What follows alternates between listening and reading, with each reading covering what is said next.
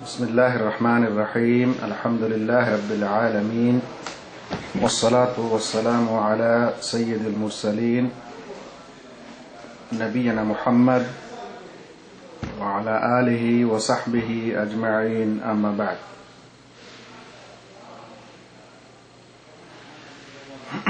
يا أيها الذين آمنوا لا تبطلوا صدقاتكم بالمن والأذى كالذي ينفق ماله رياء الناس ولا يؤمن بالله واليوم الآخر উপস্থিত দিনী বন্ধুগণ, আশা করি সকলে ভালো আছেন এবং হয়তো আমার আওয়াজ ক্লিয়ার আছে, আপনারা সকলে শুনতে পাচ্ছেন। আওয়াজ ক্লিয়ার আছে কি? জি, সে কারণে আর আমি বেশি অপেক্ষা না করে আমাদের ধারাবাহিক ক্লাস শুরু করে দিই।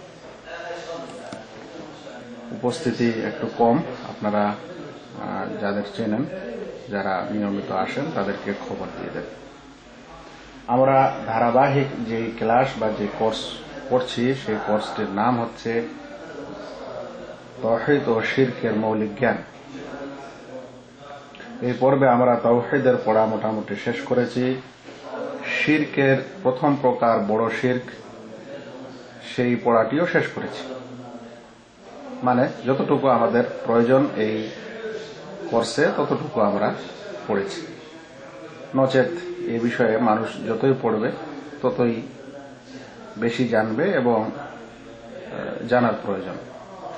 বড় শিরকের বিষয়ে আমরা দুআউল মাসআলা ওয়া দুআউল ইবাদা এই দুটি জিনিস পড়েছিলাম। যে বড় শিরক সাধারণত দুই ক্ষেত্রে হয়ে থাকে, দুআউল ইবাদতে এবং দুআউল মাসআলায়। দুআউল মাসআলা এমন সব দোয়া ও প্রার্থনা, আহ্বান, ফরিয়াদ যেখানে মানুষ আল্লাহ ব্যতীত অন্যের কাছে আহ্বান করে থাকে, আর সেটা শিরক হয়ে যায়। আমরা দোয়াউল ইবাদতে পড়েছিলাম যে আসলে দোয়াউল ইবাদা অর্থাৎ ইবাদত, যেটাকে ইসলাম ইবাদত হিসাবে স্বীকার করেছে, এরকম ইবাদতগুলির মধ্যে কিভাবে শিরক হয়, যেগুলো একমাত্র আল্লাহর জন্য হতে হবে, সেটা আল্লাহর জন্য না হয়ে মানুষ যখন আল্লাহ ব্যতীত অন্যের জন্য কিছুটা করে বা আংশিক কিছু ইবাদত করে তখনই সেটি শিরকে পরিণত হয়। শিরকের দ্বিতীয় প্রকার আমরা শুরু করেছিলাম, যার নাম হচ্ছে কি, কে বলবেন? গত সপ্তাহে যে ক্লাসটি আমরা করেছিলাম শিরকের কোন বিষয়টা নিয়ে আমরা আলোচনা করছিলাম। শিরক সাধারণত কত প্রকারে বিভক্ত, আর গত সপ্তাহে আমরা কি আলোচনাটা করছিলাম, কে বলবেন?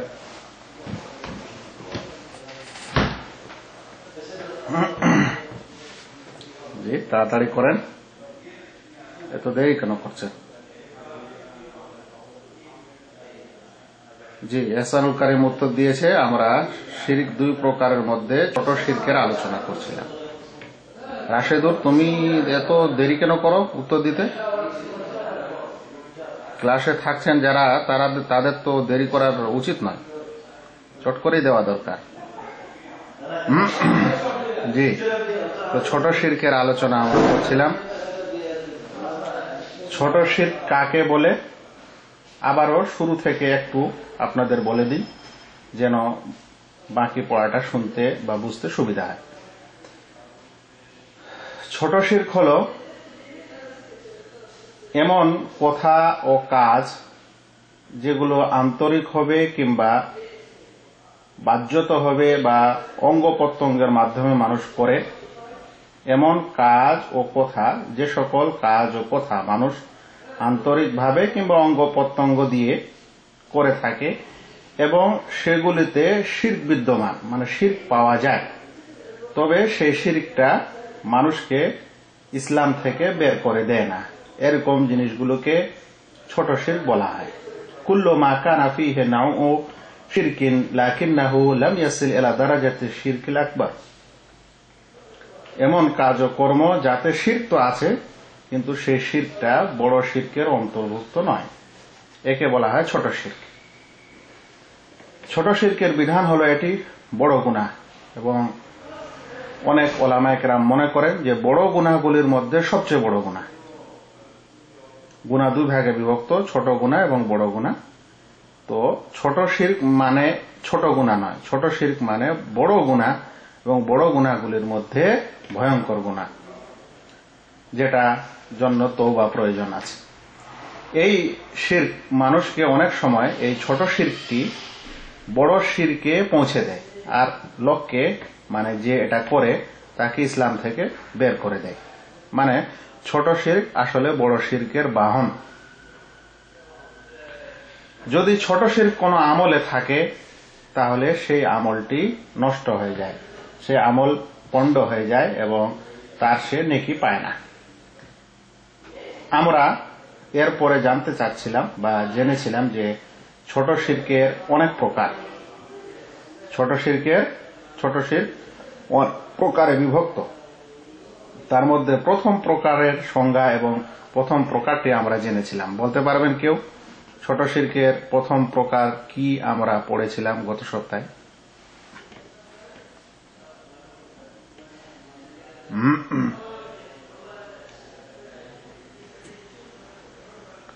জি জি, ছোট শিরকের প্রথম প্রকার যেটা আমরা জেনেছিলাম সেটা এহসানুল কারিম বলছে আশিরকুল আসগার ফিল ইবাদাত আল কলবিয়া, মানে আন্তরিক ইবাদতে ছোট শিরক। যেহেতু ইবাদতগুলি অনেক প্রকারে বিভক্ত, কোনটা আন্তরিক মানে কালবের সাথে, অন্তরের সাথে জড়িত, তাকে ইবাদতে কালবিয়া বলে। আমরা এর আগে পড়েছি ইবাদতের চ্যাপ্টারে। অনেক ইবাদত অঙ্গ প্রত্যঙ্গের মাধ্যমে হয়ে থাকে, আমালুল জাওয়ারিহ, সেটা এক প্রকারের ইবাদত। কিছু ইবাদত অর্থের সাথে সম্পর্কিত, যাকে বলা হয় আর্থিক ইবাদত। তো কিছু ইবাদত আবার বাহ্যিক ইবাদত। তো এ সকল প্রকার আমরা পড়েছিলাম। আমরা এই আন্তরিক ইবাদতে ছোট শিরক এই প্রকারটি আমরা শুরু করেছিলাম। আর এই প্রকারের প্রথম উদাহরণ হচ্ছে রিয়া। রিয়া বিষয়ে আমরা পড়েছিলাম। রিয়াটা কি জিনিস? আসলে রিয়া হচ্ছে আইয়ুযহিরাল ইনসানুল আমাল আস-সালিহা লিল আখারিন।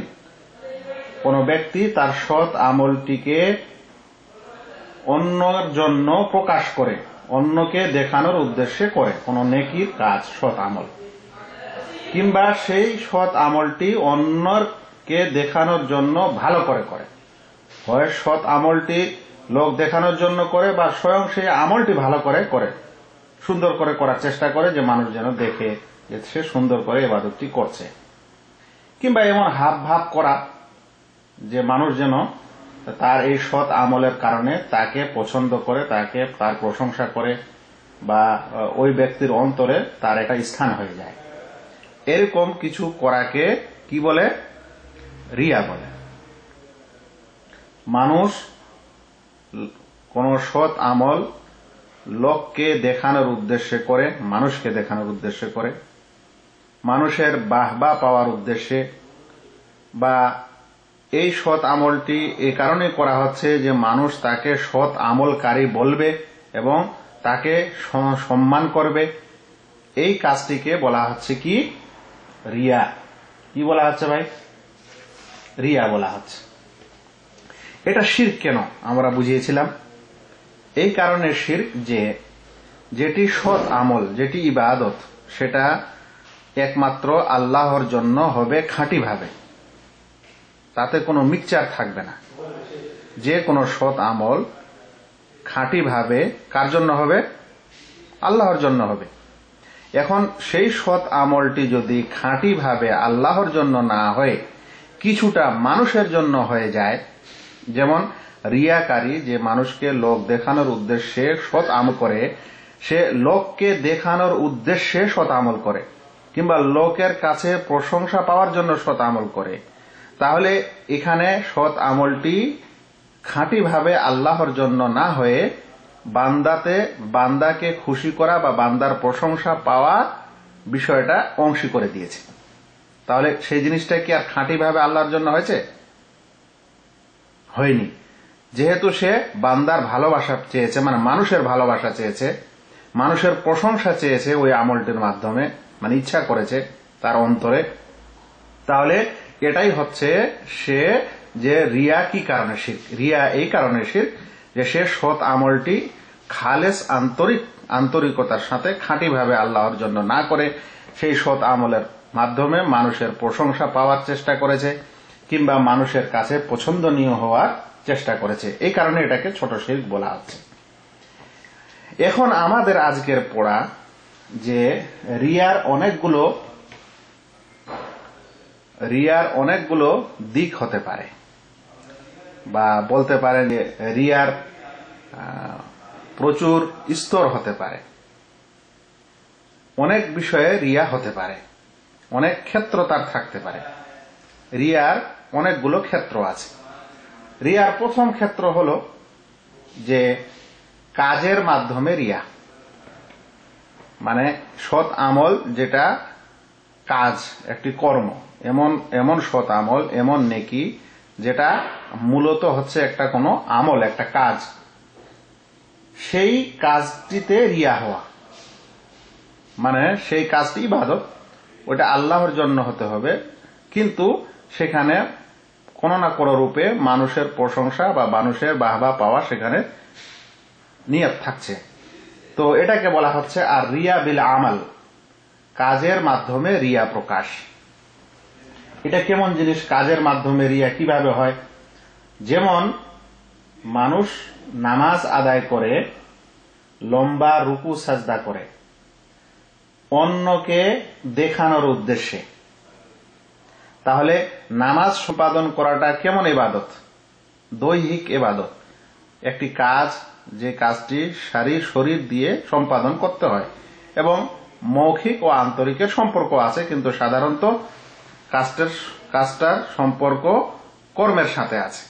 তো এই কর্মটি যেমন একটি নামাজ, এই নামাজে কোনো মানুষ যখন রুকু ও সাজদা করে, সেই রুকু সাজদাটি একমাত্র আল্লাহর জন্য হবে। আপনি আল্লাহকে সন্তুষ্ট করার জন্যই নামাজে রুকু সাজদা করছেন, বরং পুরো নামাজটাই পড়ছেন। এবার ধরে নেন যে আপনাকে রুকু দিতে 3 সেকেন্ড সময় লাগে, 5 সেকেন্ড 10 সেকেন্ড সময় লাগে, আপনি দেন সাধারণত। এখন কোন লোকজন আশেপাশে আছে বা কোনো আরো কেউ আছে মান্যগণ্য ব্যক্তি, সে কারণে রুকু লম্বা করে দিল, যেন মানুষ এটা, মানে ওর অন্তরে এই উদ্দেশ্যে লম্বা করছে যেন মানুষ এটা ভাবে যে লোকটা কত খুশু খুজুর সাথে নামাজ পড়ে, এত লম্বা রুকু করে, এত লম্বা সাজদা করে। কেউ ইমাম হয়েছে, অনেকগুলা লোক পিছনে তার নামাজ পড়ছে, তার মুক্তাদি হয়ে সে লম্বা রুকু ও সাজদা দিচ্ছে, এই নিয়তে যে মানুষ যেন মনে করে বা বুঝে যে এই লোকটা অনেক পরেজগার, সে কারণে এত লম্বা লম্বা রুকু এবং সাজদা দিচ্ছে। তো এখানে কি হচ্ছে? রুকু ও সাজদা যেটা খাঁটি আল্লাহর জন্যই হবে ইবাদত হিসাবে, সেখানে সেটা না হয়ে মানুষের প্রশংসা পাওয়ার জন্য সে লম্বা করে দিল। তাহলে এই ইবাদতটিতে কি হয়ে গেল? রিয়া হয়ে গেল। আচ্ছা, এরকম উদাহরণ আরো অনেক আছে। ধরে নেন আপনার কাছে মেহমান এসেছে, এখন মেহমানকে যথেষ্ট সম্মান করা হচ্ছে, কিন্তু অন্তরে এটা আছে কি যেন আমাকে বলে যে হ্যাঁ, লোকটা খুব মেহমানদারি করতে পারে, মানুষকে খুব মেহমানি করতে পারে। এই প্রশংসাটা পাওয়ার জন্য সে দারুণভাবে লোকের বা আত্মীয়র আপ্যায়ন করছে। তাহলে সেখানেও কি হয়ে যাবে? রিয়া হয়ে যাবে। যদি তার অন্তরে এটা থাকে যে আমাকে যেন, মানে মেহমানেরা এটা মনে করে যে হ্যাঁ, আমি খুব করিম, আমি খুব মানে বখিল না, আমি খুব বদান্য, আমার কাছে আমি এই কারণে খরচ করি যে আমাকে যেন এরা ভাবে যে হ্যাঁ, লোকটা দারুণ বদান্যতা দেখিয়েছে এবং এর মধ্যে সে খুবই আপ্যায়ন করেছে, এই কারণেই যে আমাকে যেন এই লোকেরা যাদের আপ্যায়ন করা হচ্ছে তারা আমাকে খুবই ভালো নজরে দেখবে এবং বলবে যে হ্যাঁ, লোকটা খুবই সম্মান করতে পারে। এই যে আত্মীয়তা বা আপ্যায়ন, এটা ইসলামের আদেশ। মান কানা ইউমিনু বিল্লাহি ওয়াল ইয়াউমিল আখির ফালিউকরিম যায়ফা, যে ব্যক্তি আখিরাতের প্রতি ঈমান রাখে এবং আল্লাহর প্রতি ঈমান রাখে সে যেন তার আত্মীয় সম্মান করে। এখন আত্মীয়র আপ্যায়ন করে। এখন আত্মীয়র আপ্যায়নের উদ্দেশ্য হলো আল্লাহ তাআলার এই আদেশ মান্য করা। কিন্তু কোন মানুষ আত্মীয়র আপ্যায়ন করছে, আল্লাহর এই আদেশ আছে, আর মন অন্তরে এটাও আছে যেন আমি বাহবা পাই, যেন আমার নামটা ছড়ায় চারিদিকে, তাহলে তখন সেখানে রিয়া ঢুকে গেল। এভাবে ধরে নেন কোন মানুষ খরচ করছে, কোন মানুষ কোনো কিছু সাদকা খায়রাত করছে, এটা খুব দেশে দেখা যায়। জালসা হচ্ছে, হওয়ার সময় স্বয়ং হুজুরেই মানুষকে রিয়া করতে বাধ্য করে দিতে, মানে বক্তাই রিয়া করতে বাধ্য করছে। কেমন যে ভাই কে আছেন এই মসজিদের একটা পিলার করে দেবেন, তার পিলারে নাম লিখে দেওয়া হবে। তাহলে এখন মানুষের মধ্যে একটা কি চলে আসলো, একটা প্রতিযোগিতা চলে আসলো যে যদি আমি 10,000 টাকা দিতে পারি বা 1 লক্ষ টাকা দিতে পারি, তাহলে এই পিলারে আমার নামে এই পিলারটা হবে, আমাকে সবাই স্মরণ করবে যে অমুক এটা দিয়েছে। এখন স্বয়ং হুজুরেই রিয়া করতে বাধ্য করে দিল। অনেক ক্ষেত্রে এরকম ঘটে থাকে। কিংবা মনে করেন যে স্বয়ং অনেক জায়গায় আলোচনার শেষে, বক্তৃতার শেষে এটা নোটিশ করা হয় বা বক্তাকে বলা হয় যে আপনি আমাদের কালেকশন করে দেন। তখন কি করেন উনি, যে ভাই আমি দূর থেকে এসেছি, মুসাফির ব্যক্তি মানুষ, আমার দোয়া আল্লাহ কবুল করবেন, আমি একটু আপনাদের জন্য দোয়া করতে চাই। এমন কে আছেন, কোন ব্যক্তি আছেন যে 10,000 টাকা দান করবেন? এখন কে 10,000 টাকা দান করবেন এই কথা যখন বলা হচ্ছে, তখন কোন মানুষ যদি এই উদ্দেশ্যে 10,000 টাকা দান করে যে আমাকে এই জালসায় উপস্থিত সকল লোকেরা চিনুক এবং জানুক যে অমুক লোকটা 10,000 টাকা দান করেছে, আমার একটু নাম বাইরে হোক, প্রকাশ পাক, মানুষ আমার প্রশংসা করুক, তাহলেই তখন সেটা রিয়া হয়ে যাবে। তো এটা কি হলো, কাজের মাধ্যমে রিয়া, মানে রিয়ার অনেকগুলা ক্ষেত্র। তার মধ্যে প্রথম ক্ষেত্রটি হলো বা প্রথম প্রকারটি হলো যে কাজের মাধ্যমে রিয়া, মানুষ দেখানো আমল, এমন আমল যেটা মানুষ দৈহিক শরীর দিয়ে সম্পাদন করে, আর সেই ইবাদতটি আল্লাহর জন্য করতে গিয়ে মানুষকেও সেখানে খুশি করতে চায় বা মানুষের বাহবা পেতে চায়। এটা রিয়ার প্রথম ক্ষেত্র গেল। রিয়ার দ্বিতীয় ক্ষেত্র হচ্ছে আল মুরাআতু বিল কওল, কথার মাধ্যমে রিয়া। কিসের মাধ্যমে রিয়া? আক্তার ভাই, আক্তার আহমদ ফ্রম সিডনি, কিসের মাধ্যমে রিয়া? কই আক্তার ভাই কথা বলছেন না? জি জি, কথার মাধ্যমে রিয়া। প্রথমটা শুনলেন কাজের মাধ্যমে রিয়া এবং ওর উদাহরণ। এখন যেটা শুনবেন সেটা হচ্ছে কথার মাধ্যমে রিয়া। কথার মাধ্যমে রিয়া অনেক ধরনের হতে পারে, তার মধ্যে স্বয়ং আলেম ওলামাদেরই একটি বিষয়ের উদাহরণ প্রথমে নিয়ে নিই। সেটি হচ্ছে, ধরেন একজন মানুষ বক্তৃতা করতে এসেছে, বক্তৃতা করছে আর খুব দলিল প্রমাণ দিয়ে চলে যাচ্ছে, একের পর এক দলিল আনছে। উদ্দেশ্য হলো এই যেন জনসাধারণ এবং উপস্থিত লোকেরা বুঝতে পারে যে এই লোকটা খুবই জ্ঞানী, এত ইলিম এর পেটে আছে, এর দলিল প্রমাণ আছে, মানে এর চাইতে আর বড় আলেম হতে পারে না। এই উদ্দেশ্যে সে একের পর এক দলিল, মানে একটা দিলেই যথেষ্ট ছিল, দুইটা দিলেই যথেষ্ট ছিল, কিন্তু সে একের পর এক নিয়ে আসছে যেন মানুষ বুঝে যে লোকটার খুব জ্ঞান আছে। তাহলে এটা কি হলো? কথার মাধ্যমে রিয়া বা কোথায় রিয়া। এখানে একটা আরো উদাহরণ নেওয়া যেতে পারে যে কথার মাধ্যমে রিয়া, যেমন কোন ব্যক্তি ঠোঁট হিলাচ্ছে, এই ঠোঁট হিলাচ্ছে কেন? যেন মানুষ বলে যে না, লোকটা জিকির আজকার করছে, অথচ সে মানে ঠোঁট হিলিয়ে জিকির করছে। ঠোঁট হিলিয়ে জিকির করা ঠিক আছে, মানুষ বলবে সুবহানাল্লাহ, আলহামদুলিল্লাহ, আল্লাহু আকবার, কিন্তু সে এরকম জিকির আজকার করছে এই কারণে যেন মানুষ বুঝে যে হ্যাঁ, লোকটা আসলে আল্লাহ তাআলার স্মরণকারী, সবসময় আল্লাহকে স্মরণ করে, আল্লাহর জিকির করে, তাই সে জিকির করে যাচ্ছে। লোক দেখানোর উদ্দেশ্য যদি এটা থাকে, তাহলে সে মানুষ কি হয়ে গেল? কথার মাধ্যমে রিয়া করে দিল।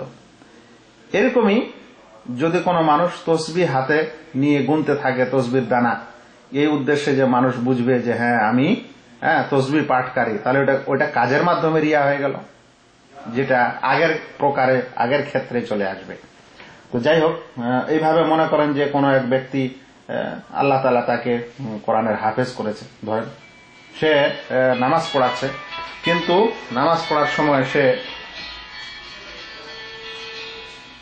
একটা কল আসছিল, আমি এই সময়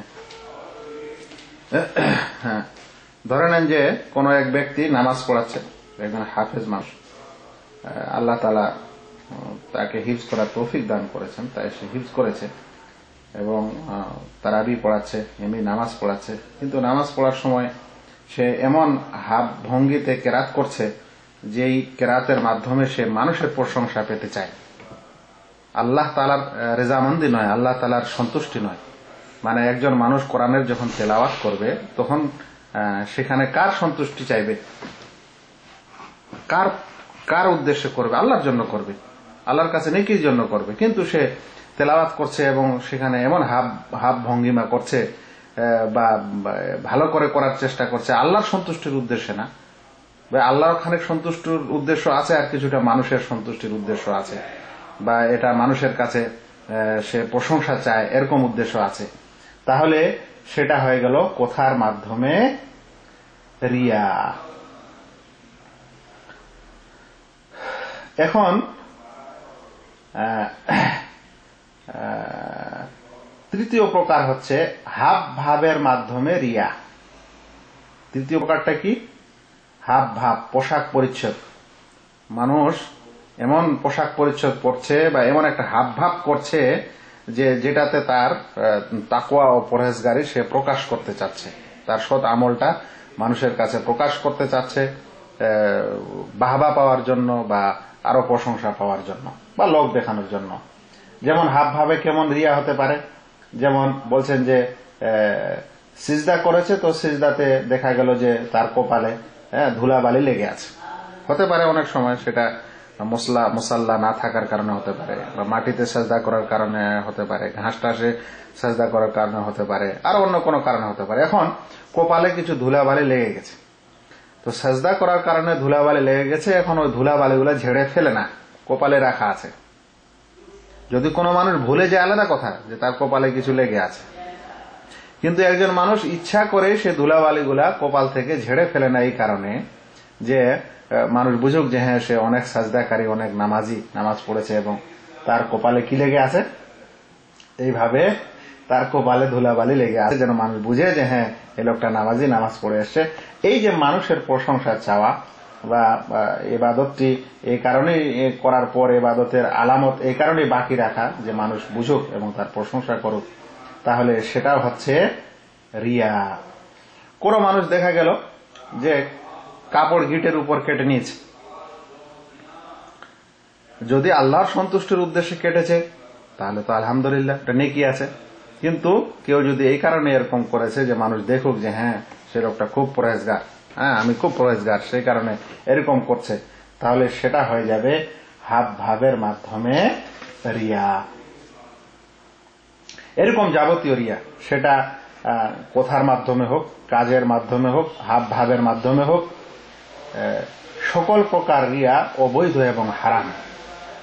সকল প্রকার রিয়া হারাম এবং ছোট শিরক। যদি কোনো মানুষ এরকম রিয়া করে ইবাদতটি করার সময়, তখন তার সেই আমলটি বাতিল হয়ে যায়। আল্লাহ রাসূল সাল্লাল্লাহু আলাইহি ওয়াসাল্লাম বলছেন, ইন্না আখওয়াফা মা আখাফু আলাইকুম আশিরকাল আসগার। আমি তোমাদের মাঝে যেই বিষয়টির সবচেয়ে বেশি ভয় পাই সেটি হচ্ছে ছোট শিরক। সাহাবায়ে কেরাম জিজ্ঞাসা করলেন, ওয়ামা শিরকুল আসগার ইয়া রাসূলুল্লাহ, আল্লাহ রাসূল ছোট শিরকটা কি? আল্লাহ রাসূল তখন বললেন, আর রিয়া, রিয়া হচ্ছে ছোট শিরক। অতঃপর তিনি আল্লাহ তাআলার একটি কথাকে সেখানেই আল্লাহ রাসূল বলছেন, ইয়াকুলুল্লাহ আযজা ওয়া জাল্লা, আল্লাহ তাআলা বলবেন, লাহুম ইয়াউমাল কিয়ামা, তাদেরকে কিয়ামতের দিনে, মানে রিয়াকারীদেরকে আল্লাহ রাব্বুল আলামিন কিয়ামতের দিনে বলবেন, ইদা জাযান নাসা বিআমালিহিম, যখন মানুষকে, লোকদেরকে নিজ নিজ আমলের বদলা দিয়ে দেওয়া হবে। মানে কিয়ামতের মাঠে সকলকে যখন নিজের নিজের আমলের বদলা, সওয়াব এবং তার যেটা পাওনা আল্লাহ তাআলা যে রেখেছেন সেটা যখন দিয়ে দিবেন, দেওয়ার পর তখন রিয়াকারীদেরকে বলবেন, ইযহাবু ইলাল্লাযীনা কুনতুম তুরাউনা ফিদ দুনিয়া, যাও ওদের কাছে যাদেরকে দেখানোর জন্য দুনিয়াতে তোমরা আমল করতে, যাদের দেখানোর জন্য তোমরা আমল করতে ওদের কাছে যাও। হাল তাজিদুনা ইনদাহুম জাযাআ, তোমরা তাদের কাছে কোনো বদলা পাবে কি? যাও, যদি যাদের দেখানোর জন্য তোমরা করেছিলে এরকম, ওদের কাছে গিয়ে দেখো তারা কি কোনো কিছু বদলা দিতে পারে। অর্থাৎ দিতে পারে না, কোনো মানুষকে কিয়ামতের দিনে কোন রকম কোন জাযা দিতে পারে না। এই হাদিসটিকে ইমাম আহমদ বর্ণনা করেছেন 23,630 নম্বর এবং বাগাবিতে 4135 নম্বর সনদটি হাসান। ইমাম আহমদের সনদ জাইয়্যিদ এবং তাবারানীও বর্ণনা করেছেন, তার সনদও জাইয়্যিদ, যদিও অনেকে কিছু বলেছে কিন্তু সনদটি হাসান। এ সম্পর্কে আল্লাহ রসুল সাল্লাল্লাহু আলাইহি ওয়াসাল্লাম আরো একটা হাদিস শুনেন। খারাজান নবী সাল্লাল্লাহু আলাইহি ওয়াসাল্লাম ফাকাল, একদা আল্লাহ রসুল বের হন এবং বলেন, আইয়ুহান নাস ইয়াকুম ওয়া শিরকুস সারায়ের, তোমরা অভ্যন্তরীণ শিরক থেকে বেঁচে থাকো, ভিতরের যেটা অপ্রকাশ্য সেই শিরক থেকে বেঁচে থাকো। কালু ইয়া রাসূলুল্লাহ, সাহাবারা জিজ্ঞাসা করলেন, আল্লাহ রসুল ওয়া শিরকুস সারায়ের, এই অভ্যন্তরীণ অপ্রকাশ্য শিরকটা কি?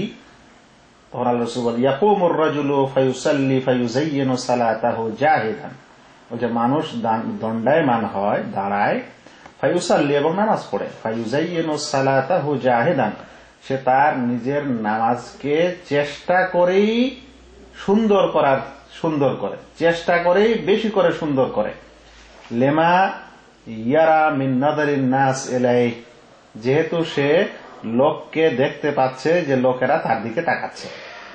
ফাযালিকা শিরকুস সারায়ের, এটাই হচ্ছে অভ্যন্তরীণ বা অপ্রকাশ্য শিরক।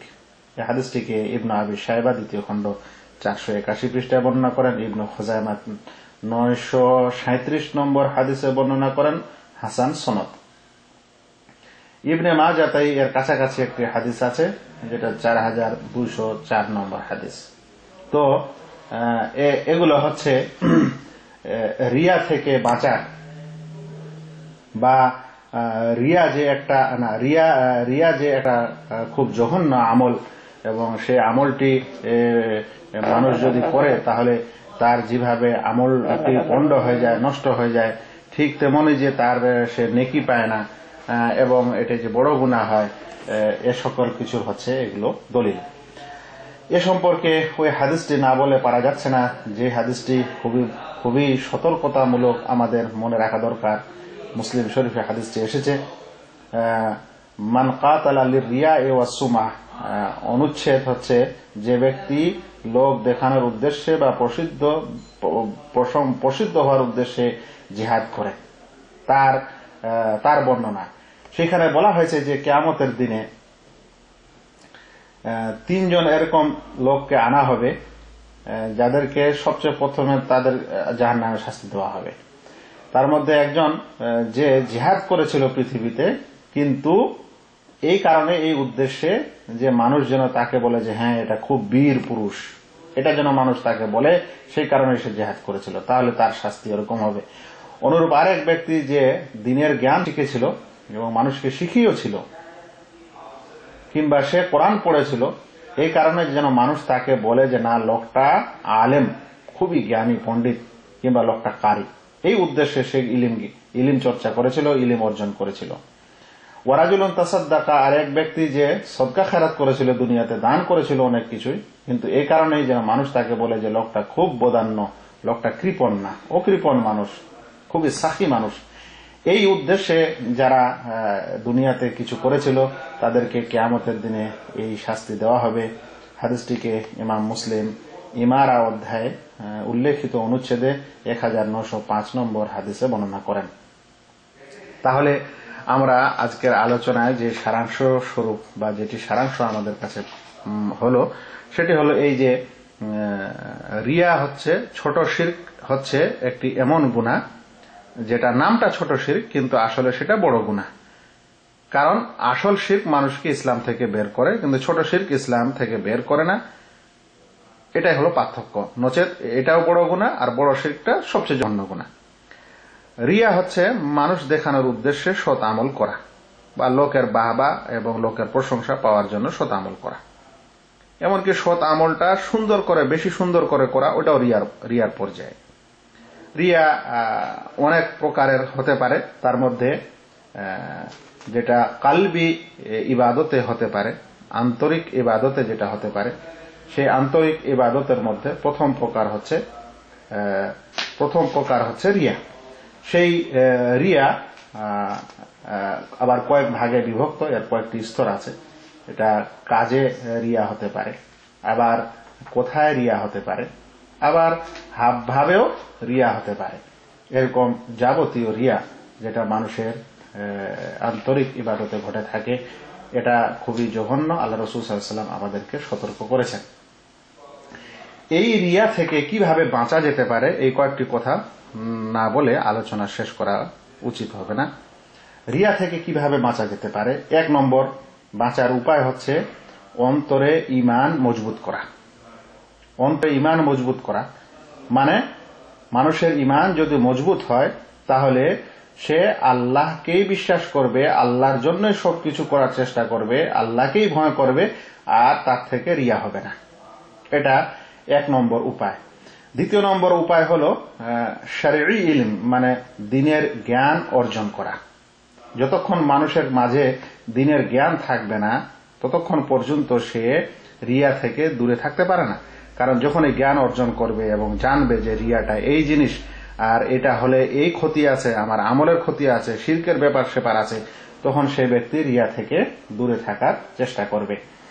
3য় উপায় হচ্ছে আল্লাহ তাআলার কাছে এ বিষয়ে চাওয়া, আল্লাহ তাআলার কাছে এ বিষয়ে সাহায্য চাওয়া, এবং বেশি বেশি করে শয়তানের ওয়াসওয়াসা থেকে, এ সকল কিছু থেকে আল্লাহ তাআলার কাছে পানাহ চাওয়া, আশ্রয় চাওয়া। অনুরূপ মনে রাখা যে রিয়াকারীর জন্য কি শাস্তি আল্লাহ তাআলা কিয়ামতের রেখেছে, যেটা আমরা একটু আগে হাদিসে শুনলাম, এটা স্মরণ করা। যদি এটা স্মরণ হয়, তাহলে মানুষ আর সে রিয়া করতে পারে না বা রিয়া থেকে দূরে থাকতে পারে। এবং মনে করা, চিন্তা করা যে আসলে যে রিয়াকারী সে আন্তরিক না, তার কাজে আন্তরিকতা থাকে না, বরং সে একটা বোকার মতোই। আসলে তার কাজটা একটা বোকামি, কারণ সে যার জন্য রিয়া করছে সে তাকে কিছু দিতে পারে না, অতঃপর তারপরেও সে রিয়া করে যাচ্ছে।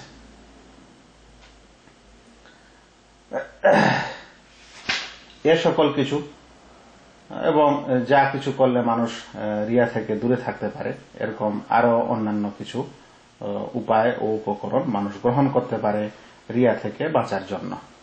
এমন জায়গায় ইবাদত না করা যেখানে মানুষ নফল ইবাদতগুলি এই কারণেই বাড়িতে করার কথা বলা হয়েছে, যেন মানুষ মসজিদে যদি বেশি করে ইবাদত করতে লাগে, তাহলে এক অপরের দিকে দেখবে এবং লোকটার রিয়া হওয়ার সম্ভাবনা থাকে। সেই কারণে ফরজ নামাজের পর মানুষ চেষ্টা করবে যে সে নফল নামাজ যেন বাড়িতে পড়ে, একাই পড়ে, এবং এ সকল রিয়া থেকে দূরে চেষ্টা করে। আজ ওই সকল কাজেও রিয়া, যেখানে মানুষ কোন জায়গায় জামাতে গেল, আর কোথায় গেল, এই কারণে যে যখন সে ফিরে আসবে তখন মানুষ তাকে ভালোবাসবে এবং বলবে যে হ্যাঁ, খুব ভালো হয়ে ফিরে আসছে। এ সকল কিছু বাহবা পাওয়ার উদ্দেশ্যেও কেউ কোথাও যাবে, হেদায়েত নিবে, সেটাও একটা রিয়ার প্রকারের মধ্যে। আল্লাহ তাআলার কাছে দোয়া করি, আল্লাহ যেন আমাদের প্রত্যেক ভাইকে তার আমাদের সকল আমলকে খালেস ও খাঁটি ভাবে আল্লাহর জন্য করার তৌফিক দান করেন। ইবাদতের মধ্যে কোন রকমের যেন বিন্দু মাত্র অন্যকে শরীক করা থেকে বিরত রাখেন। ছোট বড় যাবতীয় ইবাদত যেন রিয়ামুক্ত হয় এবং রিয়ামুক্ত ইবাদত করতে পারি, তার জন্য আল্লাহ আমাদের তৌফিক দান করেন। যার অন্তরে যত বেশি ঈমান শক্ত হবে, মজবুত হবে, তাওহীদ বেশি হবে, দ্বীনের জ্ঞান বেশি হবে, সে অত বেশি এই রিয়া থেকে দূরে থাকতে পারে। সে কারণে আল্লাহ তাআলা বলেছেন, ইন্নামা ইয়াখশাল্লাহা মিন ইবাদিহি আল উলামা, অবশ্যই ওলামারাই আল্লাহ তাআলার বান্দাদের মধ্য থেকে সবচেয়ে বেশি আল্লাহকে ভয় করেন। এই কথাগুলোর মাধ্যমে আজকের আমাদের আলোচনা শেষ হলো। ওমা আলাইনা ইল্লাল বালাগ। আসসালামু আলাইকুম ওয়া রাহমাতুল্লাহি ওয়া বারাকাতুহু।